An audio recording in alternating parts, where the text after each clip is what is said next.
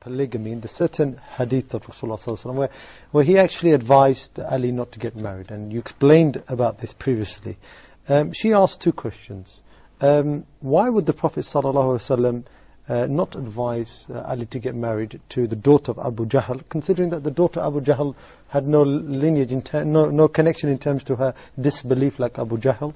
And the second question, she said, many people look at this and they say, oh, okay, so why did the Prophet ﷺ forbid something or disagree with something or not allow something which is lawful and Allah has spoken about it? First of all, I would like to say we should not give any subject more than its due. We did answer this before.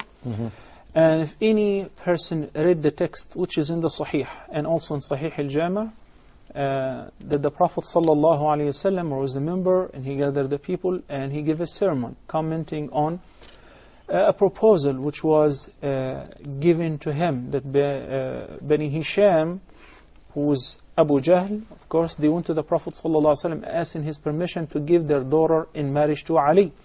So the Prophet ﷺ said that Fatima bid'atun minni, Fatima is a part of me, and whatever upsets her upsets me.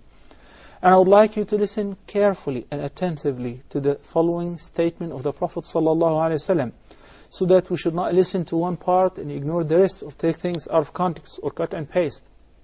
He said, وَإِنِّي لَسْتُ أُحِلُّ حَرَامًا وَلَا أُحَرِّمُ حَلَالًا. That's a very important statement there. He said, indeed, I'm not making anything that's prohibited lawful, nor am I making anything lawful unlawful. I do not make the haram halal, nor the halal haram.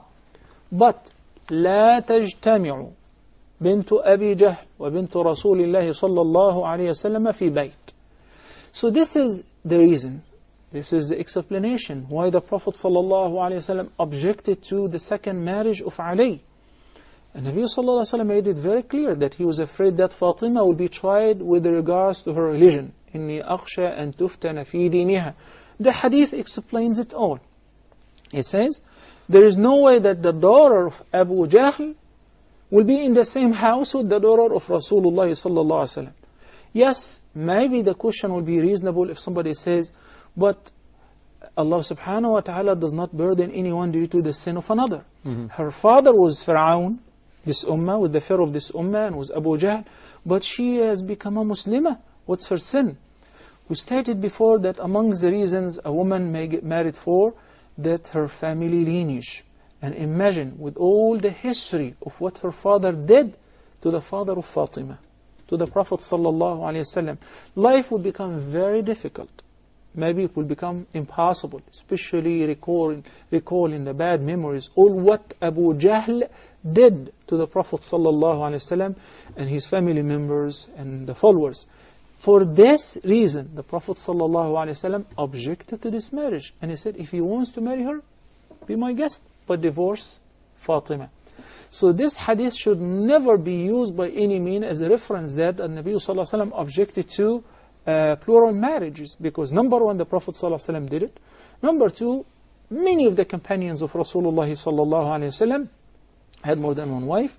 Number three, later on Ali bin Abi Thalib got married more than once. So we have to understand that that was not a reference to object to plural marriage, because whatever Allah subhanahu wa ta'ala made lawful in the Quran or unlawful would never come in contradiction with the statement of the Prophet sallallahu alaihi wasallam.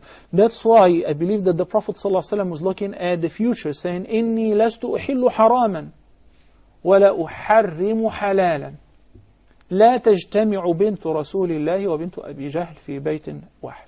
جزاك الله خير.